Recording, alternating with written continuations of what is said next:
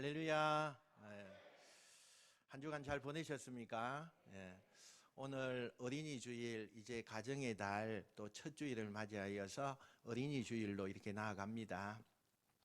참 가정의 달 이렇게 되어질 때마다 우리 가정들이 회복되면 좋겠다, 그런 소망이 저한테는 있습니다.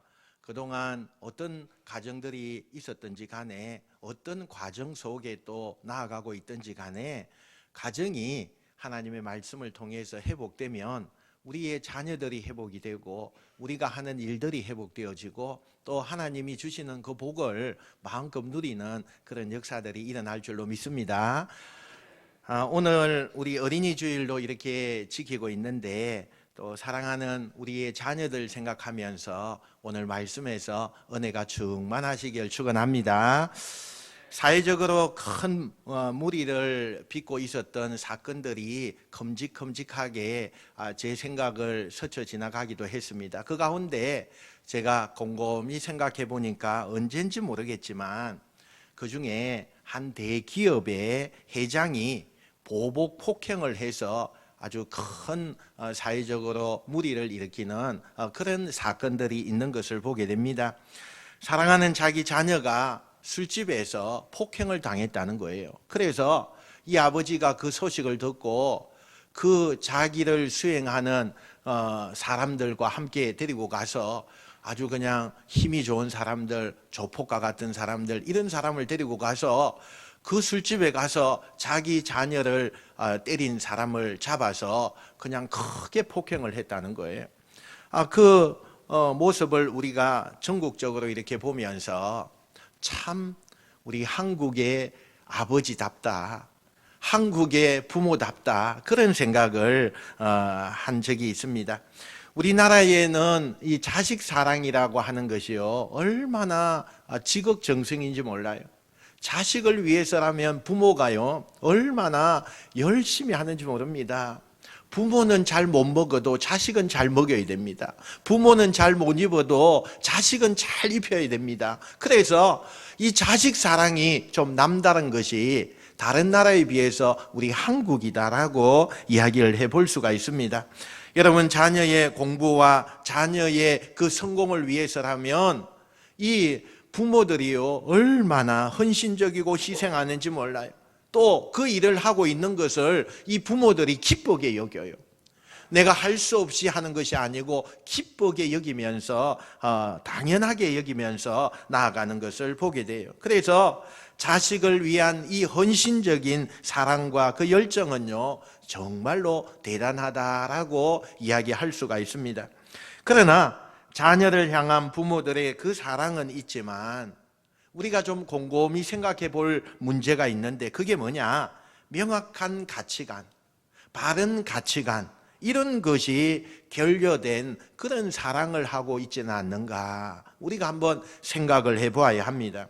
사실 지금 우리 사회의 비행 청소년이나 또 자녀들은요, 사실 그 근본적인 뿌리를 우리가 따져본다면 누구의 책임이 있느냐? 부모의 책임이 많다라는 거예요. 부모에게 그렇게 헌신하고 희생하면서 그 자녀를 위해서 부모가 할 수 있는 모든 것을 하고 있음에도 불구하고 왜 자녀들이 비행 청소년이 되고 문제아이가 되어져 가느냐, 그걸 우리가 곰곰이 관찰해 봤더니 그게 누구에게 책임이 있느냐? 부모에게 책임이 있고 부모에게 문제가 있다는 거예요.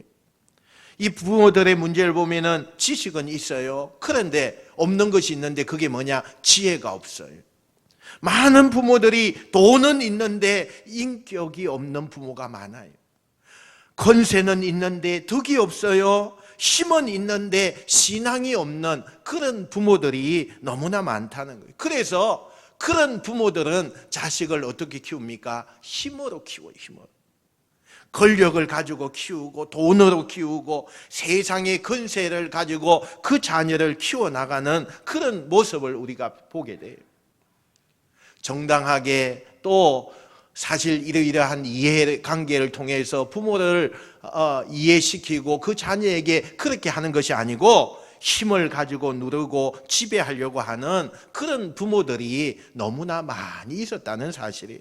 그러나 자녀의 영원한 아버지가 되신 하나님은 우리에게 그렇게 말씀하시지 않는다는 거예요. 시편 127편 3절 말씀해 보니까 한번 읽어봅시다. 시작. 보라, 자식들은 여호와의 기업이요 태의 열매는 그의 상급이로다. 아멘. 여기에 보니까요, 하나님이 주신 기업이 누구냐? 우리의 자녀래요. 자녀래요. 그러니까 이 기업이라고 하는 말은요, 그 뜻이 한 두 가지가 되어져 있는데, 그게 뭐냐면 숙제라는 뜻이 있어요. 또 하나는 선물이라는 뜻이 함께 내표되어 있는 것을 보게 돼요. 그러니까 이 나에게 있는, 우리 가정에 있는 자녀는 한편으로는 숙제의 부담이기도 해요. 그러나 한편으로는요, 그게 기쁨이에요. 자녀를 보면서 기뻐해요. 자녀를 보면서 웃어요. 자녀의 그 성공을 보면서 얼마나 이 부모의 마음이 그렇게 기쁠 수가 없어요. 그러니까 이 한편으로는 내 자녀가 너무 부담스러운데 한편으로는 너무너무 기쁜 것이 우리의 자녀다, 이렇게 이야기할 수 있는 거예요. 특별히 유대인들은 자녀를 하나님이 주신 선물로 여기고 부모는요 청직이다, 이렇게 고백을 하고 있는 모습을 보게 돼요. 오늘날 우리가 오해하는 부분이 있습니다. 많은 부모들이요 오해를 해요. 내가 낳은 자녀니까 내 소유다, 이렇게 생각을 하는 사람들이 너무나 많아요. 여러분, 우리는요 소유가 아니에요. 내가 낳은 자녀지만 내 소유가 아니에요. 내 재산이 아니에요. 하나님의 선물이라는 사실을 우리는 반드시 기억해야 돼요. 다른 말로 이야기한다면 부모는요 청직이에요. 청직이라고 성경이 이야기하고 있어요. 오늘 본문 신명기의 말씀은 유대인들의 자녀 양육인 쉐마 교육에 관하여서 우리가 너무나 잘 알고 있는 말씀이에요. 히브리어 말로 이 쉐마라고 이야기할 때는 오늘 우리가 번역되었죠. 들으라, 이렇게 이야기해요. 들으라. 하나님의 말씀을 들으라, 이렇게 명령하고 있는 거예요. 하나님은 이스라엘 백성을 향하여서 들으라. 내가 너에게 말하니까 너는 귀를 기울여서 들으라, 이렇게 이야기하고 있어요. 다르게 생각해 보면 자식들은요 듣는 거예요. 그러면 부모는 뭐 하느냐? 말해야 되는 거예요. 부모는 말해야 되는 거예요. 자식은 들어야 돼요. 우리가 하나님 아버지를 섬깁니다. 하나님 아버지, 부모는 우리에게요 말해요. 그러나 우리는 어때요? 자녀된 우리는 들어야 돼요. 하나님의 말씀을 들어야 된다는 말입니다. 이스라엘 백성들이 자녀 양육과 관련해서 들어야 할 말씀이 무엇이었습니까? 이 말씀은 오늘 언약의 백성인 우리가 하나님을 섬기고 있는 저와 여러분이 하나님의 말씀을 어떤 말씀인지 들어야 한다라고 말씀하고 있는 것입니다. 먼저 우리는 하나님의 말씀 가운데 무엇을 들어야 되느냐? 부모는요 하나님을 유일신으로 사랑하고 섬겨야 한다는 거예요. 하나님을 유일신으로 우리가 사랑하고 섬기는 것, 그것이 중요해요. 오늘 본문 4절 5절 볼까요? 4절 5절 시작. 이스라엘아 들으라, 우리 하나님 여호와는 오직 유일한 여호와이시니 너는 마음을 다하고 뜻을 다하고 힘을 다하여 내 하나님 여호와를 사랑하라. 아멘. 여기에 보세요. 이스라엘아 들으라, 즉 쉐마죠. 쉐마. 여기서 우리는 무엇을 들어야 하는지 알아야 됩니다. 무엇을 부모가 듣고 무엇을 어떻게 가르쳐야 될 것인가, 이것을 말씀하고 있어요. 4절 하반절에 보니까 하나님은 오직 유일한 여호와시니, 그래, 오직 유일한 여호와시다. 여기에 유일하다는 것은 원문에 보니까 에하드 이렇게 되어 있어요. 즉 유일하신, 한 분이신, 다른 것과는 구분되는 이런 뜻이 담겨져 있어요. 그러니까 저쪽 동네에서 섬기는 어떤 우상과 같은 존재가 아니라는 거예요. 신이신 하나님은 오직 유일하시다, 한 분밖에 없으시다, 그렇게 구별되고 독특한 분이 하나님이시다라고 말씀하고 있는 거예요. 우리 하나님은 영원 전부터 영원 후까지 계시는 분이 하나님이십니다. 할렐루야. 세상 만물을 처음부터 작정하시고 창조하신 분이 하나님이십니다. 할렐루야. 부족하고 연약한 이스라엘을 택하여서 불러내어서 자기 백성을 삼으신 유일하신 분이 하나님이신 것입니다. 여러분, 이런 하나님을 우리가 사랑하면서 섬기는 부모가 되어야 된다는 거예요. 이것이 부모들을 향한 하나님의 우선적인 명령이 여기에 있는 겁니다. 즉, 부모는 부모가 되기 이전에 우리 아버지이신 하나님을 아버지로 고백하고 섬기고 사랑하는 그 본을 먼저 보여야 된다라고 말씀하고 있는 거예요. 왜 이렇게 자녀에 대한 부모의 역할을 강조하는 본문을 말하면서 먼저 부모에게 하나님에 대한 관계를 말씀하고 있느냐? 자녀에 대한 부모의 최대의 교육은 바로 어디에서 나오느냐? 부모가 어떻게 행하고 있느냐? 부모가 정말 하나님을 정성을 다하여서 힘을 다하여서 내가 잘 섬기고 있느냐? 여기에 본을 먼저 보여야 된다고 말씀하고 있어요. 여러분, 부모들이 자녀들에게 본을 보이는 최고의 모습이 무엇입니까? 돈 많은 부모가 아니에요. 권력이 많은 부모가 아니에요. 명예가 있는 부모가 아닙니다. 바로 하나님을 사랑하고 하나님을 온 마음을 다하여서 유일한 한 분밖에 없으신 그 하나님을 사랑하고 섬기는 그 본을 보여야 된다는 것입니다. 여러분, 부모가 우선적으로 자녀에게 본이 되면 그 자녀는요, 그 부모를 보면서 자라는 겁니다. 그래서 하나님을 사랑하고 하나님을 잘 섬기는 자녀로 변화가 된다는 거예요. 부모는 이렇게 하지 않으면서 자녀는 이렇게 된다, 그거는 우리가 바라지 않아야 돼요.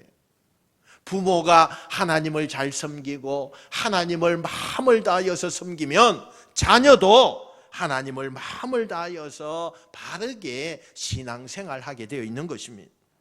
자녀에게 잘해라 100마디 하는 것보다 부모가 진실 때에 하나님을 마음을 다하여서 섬기는 것을 본으로 보여주면 자녀는 말하지 않아도 부모의 그 모습을 보면서 그렇게 하나님을 사랑하고 잘 섬기게 된다는 것을 여러분 믿으시길 축원합니다. 여러분, 성경에 보세요. 부모가 어떤 신앙과 삶을 살았는가에 따라서 자녀들도 그렇게 살아가는 모습을 우리가 볼 수가 있습니다. 여러분, 이삭을 보십시오. 그 아비 아브라함이요, 거짓말을 2번이나 했어요. 그런데 같은 거짓말을요, 아들 이삭도요 그대로 하는 것을 보게 돼요. 자기의 아내를 누이라고 그렇게 거짓말하고 속이는 것을 보게 돼요. 이삭의 아들 야곱을 보세요. 아버지를 속여서 복을 받아요. 이런 거짓된 것이 패턴이 되어서 그 후손들에게 계속 물려지는 것을 우리가 보게 돼요. 왜 그럽니까? 그걸 보고 자랐어요. 그걸요, 자녀들이 부모를 보고 있는 거예요. 그러면서 자랐어요. 여러분, 이게 중요해요. 내가 어떻게 하느냐, 부모인 내가 어떻게 하나님을 섬기느냐, 내가 하나님 앞에 어떤 모습을 가지고 예배에 나아가고 있는가, 우리의 가정에서 예배는 어떻게 드려지고 있는가. 여러분, 부모가 하는 대로 자녀는 따라가게 되어 있어요. 그것이 뭡니까? 부모에게 본이 되라. 부모는 반드시 본이 되어야 된다라고 말씀하고 있어요. 부모가 자녀들에게 본을 보여야 할 중요한 2가지 요점이 있어요. 먼저요, 우리 부모들이 바른 신앙의 본이 되어야 돼요. 바른 신앙의 본이 되어야 돼요. 4절 말씀해 보니까 이스라엘아 들으라, 우리 하나님 여호와는 오직 유일한 여호와시니, 이렇게 말씀을 해요. 이 말씀은 이스라엘 백성들이 하나님을 섬기면서 절대로 다른 신을 너희가 섬기면 안 된다. 유일하신 하나님, 한 분밖에 없는 하나님, 저 너머에 있는 그 우상과는 너무나 구별된 하나님, 그 하나님만을 너희가 섬겨라, 이렇게 이야기하는 거예요. 하나님 앞에 다른 우상, 다른 미신, 이런 것이 너희들에게 있어서는 안 된다라는 것입니다. 오직 절대 신앙을 가지고 바른 신앙의 본을 자녀들에게 너희들이 보여라 말씀하고 있다는 거예요. 그러나 여러분, 안타까운 것은 이스라엘 백성들이 하나님의 이렇게 쉐마, 너희 들으라, 내가 너희에게 말하니까 귀를 기울이라, 너희가 듣고 본을 보여라 라고 말씀하고 있지만, 이 백성들이요, 혼합주의 신앙을 가지고 있어요. 하나님도 섬겨요. 여러분, 하나님만 섬겨야 되는데 하나님도 섬겨요, 우상도 섬겨요, 그리고 미신도 섬기는 것을 보게 돼요. 결국 하나님이 너희가 유일하신 나 하나님만 섬겨라라고 이야기했음에도 불구하고 그들이 하나님도 섬기고 미신도 우상도 섬기니까 하나님의 진노의 심판을 이 백성들이 받게 되었다는 사실입니다. 오늘 우리 가정의 부모들도 그런 경우가 많아요. 교회 가서는 하나님을 잘 섬깁니다. 직장으로, 사업장으로, 가정으로 돌아가서는 물질이 나의 우상이 돼요. 우리 가정이 좋다면 세상의 미신이나 잡신 우상들을 섬기는 모습도 나타나게 돼요. 여러분, 우리 부모가 하나님을 절대 신으로, 유일하신 하나님으로 먼저 우리가 섬기는 여러분 되시길 바랍니다. 두 번째는요, 최선을 다하는 신앙의 모습이라는 사실입니다. 하나님을 섬기는데 대충 섬기면 안 된다는 말입니다. 신앙은 마치 몸에 있는 액세서리처럼 이것 붙이면 이거 되고 저것 붙이면 저것 되고 그렇게 해서는 안 된다는 거예요. 적당히 믿으려고 하면 결국에는 모든 것을 타협하게 되고 모든 것을 잃게 되어져 있다는 사실이에요. 오직 하나님만 사랑하고 섬기는 데 있어서 최선을 다하는 부모가 되시길 축원합니다. 5절 말씀에 너는 마음을 다하고 뜻을 다하고 힘을 다하여, 이렇게 말씀을 해요. 여러분, 이 말은 뭔 말입니까? 우리의 모든 것을 가지고 하나님을 섬겨야 된다. 전부 다 내 모든 것이 다 하나님을 섬기는 데 사용되어져야 한다, 그렇게 말씀하고 있어요. 또 다르게 해석을 한다면 다 할 때까지라는 해석을 붙여볼 수 있어요. 여러분, 우리가 마음을 다한다고 할 때 이 마음은 생각이에요. 여러분, 생각이 다할 때까지 하나님을 섬겨야 되는 거예요. 또 뜻을 다한다라고 할 때 뜻은요, 감정이에요. 우리가 감정이 다할 때까지 하나님을 그렇게 섬겨야 된다는 거예요. 힘이 다할 때까지 우리가 하나님을 섬기고 사랑하는 그 모습이 우리 가운데 있어야 된다는 것입니다. 여러분, 정말 진심으로 주님을 사랑한다면 나의 모든 것, 모든 전인적으로 주님을 사랑하시는 여러분 되시길 축원합니다. 두 번째는, 부모는요, 하나님의 말씀을 마음에 새겨야 합니다. 하나님의 말씀을 마음에 새겨야 돼요. 오늘 본문 6절 말씀에 보니까 오늘 내가 내게 명하는 이 말씀을 너는 마음에 새기고, 이렇게 이야기해요. 오늘 내가 내게, 너희들에게 명하는 이 말씀을 마음에 새기래요. 마음에 새기래요. 여러분, 하나님의 말씀을 머리에 이해한다고 해서 그게 하나님의 말씀이 아니에요. 하나님의 말씀은 어디에 새겨야 되느냐? 내 마음에 새겨야 되는 거예요. 마음에 새길 때에 그 마음에서요, 생명의 역사가 일어나요. 여러분, 생명의 역사는 마음이에요. 마음이에요. 마음에서 생각이 나와요. 마음에서 감정이 나옵니다. 마음에서 내가 행하는 행동이 나온다는 사실이에요. 즉, 하나님은 부모들이 성경적인 마인드로 무장하는 것을 말씀하고 있다는 거예요. 그래서 아이들도 이 부모를 보면서 성경적인 마인드를 가지고 세상을 살아가게 해야 한다고 말씀하고 강조하고 있어요. 여러분의 마음에는 어떤 말씀으로 채워져 있습니까? 세상의 온갖 말씀입니까? 아니면 하나님의 유일하신 그 하나님의 말씀으로 채워져 있습니까? 내가 우리 자녀들에게 과연 나는 어떤 말씀을 유산으로 물려줄 수가 있습니까? 여러분 한번 생각해 보세요. 나는 내 사랑하는 자녀에게 정말로 유산으로 물려줄 말씀이 어떤 말씀입니까? 유명한 기독교 학자 코엔이라고 하는 학자가 있습니다. 이 학자는요, 자신의 아버지가 소천하셔서 이제 돌아가신 후에 나의 아버님은 이렇게 말씀하셨다, 이렇게 말하지 않았어요. 그는요, 나의 스승이신 나의 아버지는 이렇게 말씀하셨다, 이렇게 고백을 하는 것을 보게 돼요. 하나님이 말씀이 있는 아버지, 하나님의 말씀이 있는 어머니, 그 모든 것이 되어지는 것이 여러분이 되시길 축원합니다. 우리나라 가정에 요즘 가장 심각한 문제가 많이 이렇게 대두되고 있어요. 그 심각한 문제 가운데 하나가 뭐냐? 부모와 자식 간의 세대 차이가 너무나 심각하다는 거예요. 우리나라의 경우에 시어머니와 며느리, 손자딸 사이에는요, 심각한 세대 차이가 그곳에 있는 것을 보게 돼요. 왜냐하면 생활 방식이 틀렸어요. 한 지붕 속에서 살아요. 같이 살아요. 그럼에도 불구하고 세대 차이가 너무나 커요. 너무나 커요. 시어머니가 이 며느리에게요, 어느 날 이런 이야기를 해요. 그러니까요, 이 며느리가 그렇게 해요. 어머니, 그건 구식이에요. 요즘에 그렇게 한다는 거예요. 어머니가 자기의 딸에게요, 이야기해요. 그랬더니 그 딸이요, 이렇게 해요. 어머니, 요즘 세대를 너무 몰라요. 그러면서 세대 차이를 느낀다는 거예요. 그것뿐만 아니에요. 심지어 너무 좀 과장되겠지만요, 쌍둥이도 세대 차이가 난대요. 얼마나 쌍둥이가 얼마나 하루 지났겠어요? 아니잖아요. 그런데 여러분, 유대인들의 경우에는 세대 차이가 없어요. 세대 차이가 없어요. 3세대가 동일한 삶을 가지고, 같은 생각을 가지고, 같은 철학을 가지고 그 유대인들은요, 삶을 살아가요.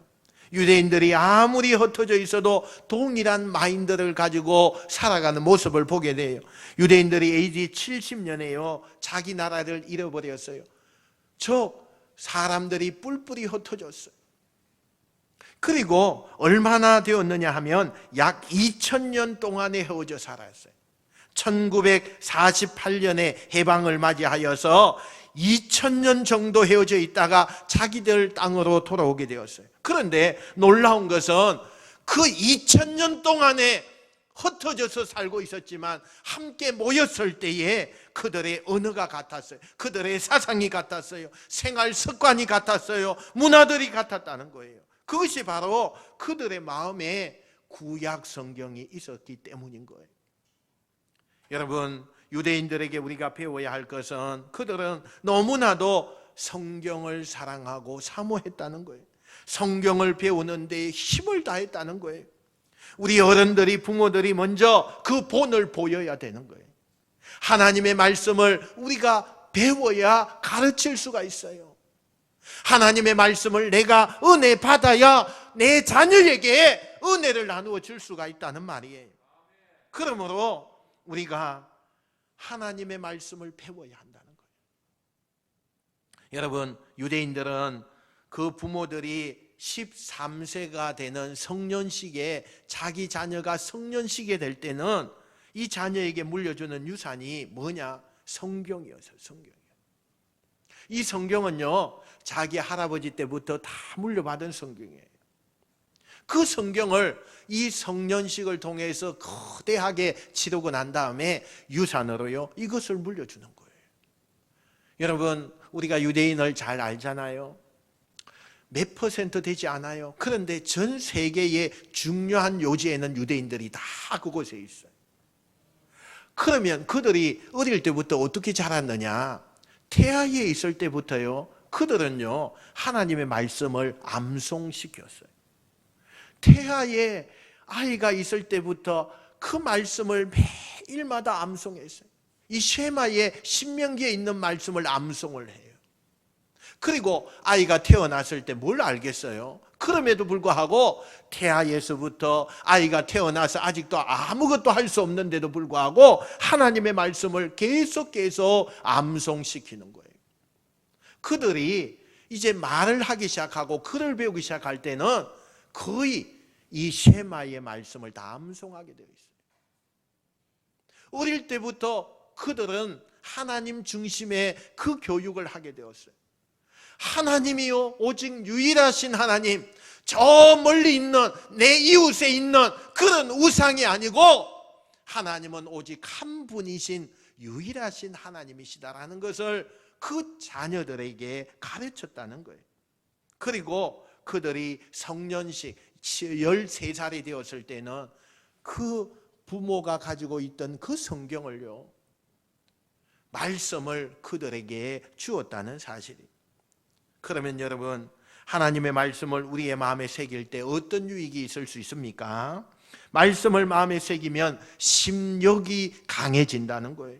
심력이 강해지면 어떤 상황 속에서도 두려워하지 않아요. 우왕좌왕하지 않습니다. 삶의 지혜를 가지고 살아가게 된다는 말씀입니다. 하나님의 말씀은 지혜예요. 지식은 무엇이냐라고 대한 그 정보라고 한다면 지혜는 어떻게 대처할 것인가라는 것을 말씀해 주고 있어요. 지식은 수평 문화라고 한다면 지혜는 수직 문화를 가르치고 있다는 사실이에요. 여러분, 인생에서 지혜로운 부모는 얼마나 자녀들에게 힘이 되는지 몰라요. 능력이 되는지 몰라요. 얼마나 유익이 되는지 모릅니다. 지혜의 어머니, 지혜의 아버지가 바로 여러분이 되시길 축원합니다. 여러분, 세상에 살 때에 돈이 좀 많이 필요할 때도 있어요. 그러나 여러분, 돈이 모자라도 괜찮아요. 세상에 살 때에 지식이 좀 모자라도 괜찮아요. 권세가 좀 모자라도 괜찮아요. 그러나 말씀에 지혜가 있으면 이 모든 것을 다 가질 수가 있어요. 그러므로 여러분, 성경을 배우셔야 돼요. 성경을 배움을 통하여서 이런 일들이 일어나게 되고 성경에 하나님의 지혜의 충만함이 나타난다는 것을 여러분 기억하시길 축원합니다. 요즘 우리의 자녀들이 점점 심력이요 나약해지고 너무너무 약해져 가고 있어요. 심력은요, 감정의 영역과 의지의 영역이 있는데 이게 어디에서 단련이 되어지느냐? 어려움을 통해서, 고난을 통해서 이것이 단련되어지는 것을 보게 돼요. 그런데 여러분, 어려움이 왔을 때에 하나님이 마음속에 없는 사람과 하나님의 말씀이 마음속에 있는 사람은요, 달라요. 하나님의 말씀이 있는 사람은 그 고난이 찾아온다 할지라도 두려워하지 않아요. 우왕좌왕하지 않습니다. 하나님의 말씀을 통한 영역의 역사가요, 그 심령 속에서 지혜로 나타나게 되는 거예요. 여러분, 우리가 늘 그렇게 하죠. 제가 다음 주에 말씀을 생각하고 정리하고 있는데요, 참 부모라고 하는 것은 참 대단해요. 여러분, 삶을 사는 이 경력이요, 자녀들이 아무리 따라가려고 해도 안 돼요. 안 돼요. 그것은 어디에서 나오느냐? 하나님의 말씀을 가지고 그곳에서 터득한 지혜예요. 지혜. 어떤 일을 당했을 때에 대처하는 것을 보면 자녀가 따라갈 수가 없어요. 부모에게 따라갈 수가 없어요. 아무리 연세가 많아서 힘이 없고 요동하는 것이 힘들다 할지라도 고난이 오고 어려움이 오면 그것을 대처하는 방법은요, 부모에게 우리가 본받아야 돼요. 부모에게 본받아요. 마찬가지로 우리가 하나님의 말씀이 있는 사람과 하나님의 말씀이 없는 사람은요, 그 고난 가운데서 심력, 그것이요 약해져서 그것이 강해져서 너무나 차이가 많이 난다는 것을 보게 돼요. 그러므로 우리는 하나님의 말씀을 배워야 돼요. 그리고 하나님의 말씀에서 체험해야 돼요. 적용해야 돼요. 그래서 심령이 강한 부모가 내가 되어질 때에 우리 가정에 있는 자녀들도 심령이 강하고 바른 신앙생활을 한다는 것을 여러분 꼭 기억하시길 축원합니다. 세 번째는 부모는요, 자녀를 바르게 가르치는 명령을 들어야 합니다. 7절부터 9절에 보니까 부모들이 자녀들에게 말씀을 가르치라고 이야기해요. 그러니까 부모들은 자신만 말씀을 알아서는 안 되고 자녀들에게 반드시 부모가 아는 말씀을 가르쳐야 돼요. 여러분, 제가 부교육자 생활하면서 이 교육부서를 많이 이렇게 담당을 했어요. 이 교육부서를 담당하면서 제가 인기가 좀 많았어요. 왜 그런지 아세요? 그 부모 밑에서 배우지 못한 것을요, 이 자녀들 모아놓고 공부를 시켰어요. 세상적인 공부 아닌 성경 공부를 시켰어요. 그런데요, 이게요, 처음에는 아무 관심이 없어요. 그런데 점점 아이들이 성경을 터득하게 되니까요, 세상적인 공부도 잘하게 되는 거예요. 성경을 배우다 보니까 세상적인 공부도요, 알아서 하게 돼요. 그 제가 제일 중요시 여긴 것은 매일마다 성경을 읽게 하는 거예요. 그리고요, 자기 시간을 관리하는 시간표를 다 짜게 만들었어요. 그러니까 부모가 뭐 어떻게 타치할 방법이 없어요. 자기가 알아서 다 해요. 자기가 알아서 다 해요. 시간이 되면 성경 읽고, 시간이 되면 공부하고, 시간이 되면 학원 가고, 학교 가고. 그러면서요, 자기 나름대로 계획을 짜서 그걸 실천하는 거예요. 그것도 세상에 1학년부터 초등학교 1학년부터 4학년 아이가요. 그런 아이들이 지금 얼마나 훌륭하게 커 있는지 몰라요. 얼마나 믿음이 두터운지 몰라요. 어떤 때는 저보다 믿음 있는 이야기를 더 잘해요. 여러분, 부모가 자녀를 가르치는 것은요, 얼마나 중요한지. 이게 가정에서 나타나면 그것보다 좋은 것은 없다는 거예요. 그러면서 가르치는 4단계를 강조해요. 첫 번째 단계가 내 자녀에게 부지런히 가르치며 그랬어요. 여기에 부지런이라고 하는 말은 히브리어로 샤난이라고 하는데, 이게 뭐냐? 예리하다, 날카롭다, 이런 뜻이 담겨져 있어요. 여러분, 우리가 자녀에게 말씀을 가르칠 때에 중요한 포인트를 말씀하고 있는데, 예리하고 날카롭게 가르치라는 거예요. 예리하고 날카롭게 가르쳐야 돼요. 여러분, 자녀들 생활 속에 가르침을 줄 때에 날카롭고 예리해야 그 자녀가 그 말씀이 새겨지게 되고 그 말씀이 찔러서 마음속에 들어가게 된다는 거예요. 여러분, 우리는 혹 형식적으로 가르치는 그런 부분이 없습니까? 야, 너 교회 갔다 왔냐? 오늘 주일인데 교회 갔다 왔냐? 이거 이렇게 가르쳐서는요, 크게 예리하고 날카롭게 될 수가 없어요. 우리 자녀들의 심장이 찌르도록 예리하고 날카롭게 가르쳐야 된다는 거예요. 그러기 위해서는 여러분, 은혜가 필요해요. 그러기 위해서는 기도하고 성령의 만져주심을 사모하고 사랑으로 온통 그 아이에게 집중해야 된다는 사실이에요. 두 번째 단계는요, 형식, 격식, 일정에 상관없이 가르쳐야 된다고 말씀하고 있어요.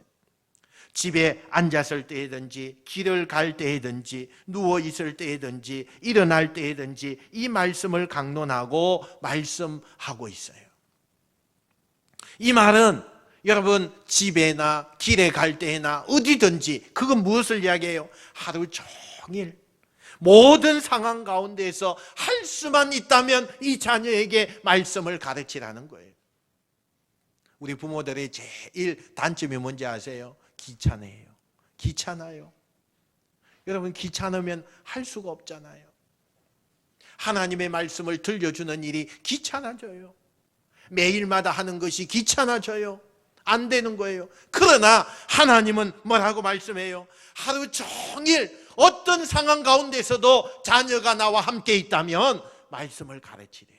말씀을 가르치래요. 8절 말씀이에요. 8절 말씀.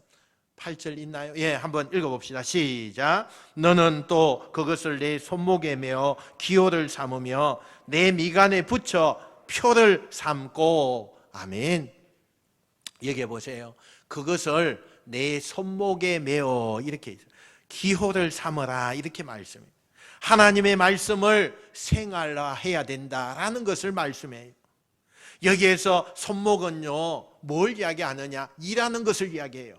행동하는 것을 이야기한다는 거예요. 따라서 손목에 매라는 것은 두 가지의 의미가 있는데, 하나는 말씀이 내 속에 들어와서 내가 행동하라는 거예요. 행동하라는 거예요. 말씀대로 너희가 행동하라는 거예요. 이것은 내면적인 그리스도의 향기가 이제는 바깥으로 나와서 외면적으로 그 향기가 다른 사람들에게 전해져야 된다 말씀하고 있다는 거예요. 두 번째, 모든 삶의 기준이 성경이 되어야 된다는 것을 이야기해요. 그래서 구약 39권, 신약 27권의 모든 성경을 정경이라고 했어요. 여러분, 정경은 다른 말로 이야기하면 캐논이라고 해요. 이 캐논이라고 하는 것은 그 뜻이 뭐냐? 잣대예요, 잣대. 여러분, 30cm 자가 있고 50cm 자가 있고 줄자가 있고 이렇잖아요. 그 자를 이야기해요. 그러니까 이 자는요, 집을 지을 때 좌로나 우로나 치우치지 않게 하기 위해서는 반드시 이 자가 필요해요. 만약에 자가 없이 집을 짓는다면요, 그 집은 기초가 잘 못 될 수가 있어요. 또 집이 무너질 수 있어요. 집이요, 바르게 설 수가 없어요. 반드시 자가 필요한 거예요.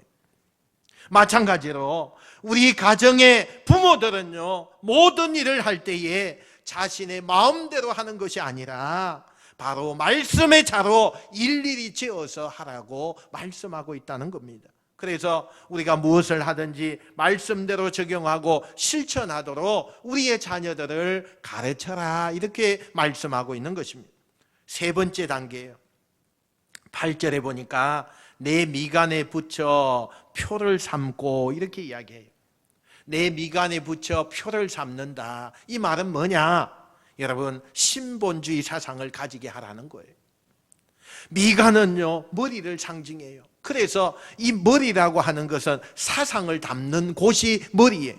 그래서 성도들의 머리에 말씀을 붙이라는 것은 너희가 신본주의 사상을 가지고 세상을 살아가야 된다 말씀하고 있는 거예요. 신본주의 반대가 뭡니까? 인본주의예요. 인본주의가 뭡니까? 사람이 중심이 되어 사는 거예요. 내가 중심이 되어 사는 거예요. 사람의 머리에서 나오는 그런 지식을 가지고 사는 것이, 그것이 인본주의. 그러나 신본주의는요, 하나님 중심이에요. 말씀 중심이에요. 그래서 하나님이 말씀하시는 대로 내가 삶을 맞추어서 살아가는 것이, 그것이 신본주의라는 겁니다. 우리의 자녀들에게 말씀을 통해서 하나님을 중심을 딱 세워서 그 하나님의 중심에서 좌로나 우로나 치우치지 않게 살아가게 하는 것이, 그게 누구의 책임이냐? 부모가 그렇게 자녀를 양육해야 된다는 거예요. 네 번째 단계, 9절 말씀해 보니까 또 내 집 문설주와 바깥문에 기록할지니라, 이렇게 말씀을 해요. 이것은 가정에 항상 말씀이 중심이 되어야 한다는 것을 말씀합니다. 성도의 가정은 하나님의 성전입니다. 그래서 가정의 중심이 뭐가 되어야 되느냐? 아버지가 되어서도 안 되고 어머니가 되어서도 안 돼요. 하나님의 말씀이 되어질 때에 그곳에 하나님의 역사가 일어나고 그 삶이 바르게 나아가는 놀라운 은혜가 있다는 것을 여러분 믿으시길 축원합니다. 하나님은 부모가 최대의 교사가 되라고 말해요. 그리고 가정은 최고의 교육 장소가 되어야 된다고 말씀합니다. 여러분, 사적이든 공적이든 부모의 가장 큰 업무 중에 하나가 뭐냐? 자녀를 양육하는 것, 말씀으로 양육하는, 주님의 뜻이 자녀들에게 나타나게 하는 것이 부모의 가장 큰 의무예요.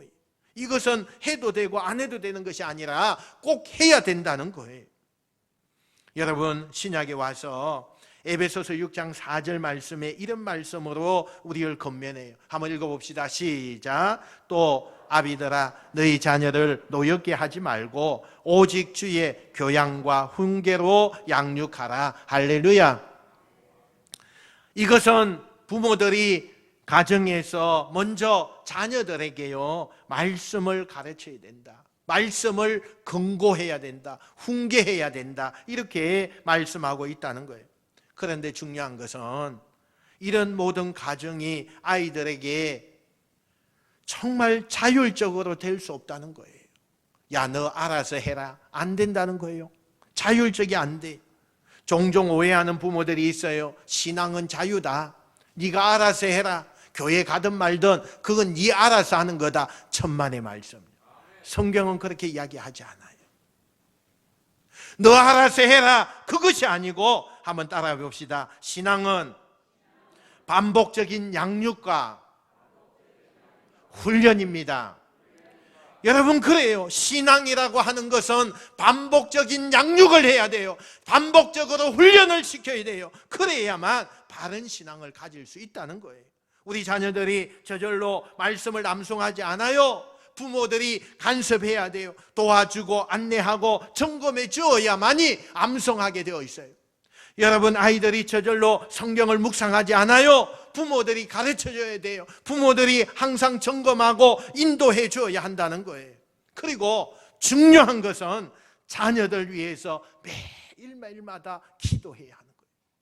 새벽마다 눈물 흘리면서 기도해야 된다는 거예요. 그 자녀들은요, 하나님께서 인도하셔요. 하나님이 책임져 주실 줄 믿습니다. 옛날에 이태리의 한 예배당에 대낮부터 어떤 한 부인이 들어오더니 교회에 앉아서요, 통곡을 하면서 울기 시작해.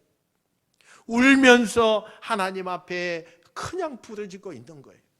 그 교회 목사님이 지나가다가 그 부인이 그렇게 통곡하면서 울고 있는 것을 보고 부인에게 물었어요. 무슨 일이 있었습니까? 라고 물었더니요, 그 부인이 이렇게 이야기해요.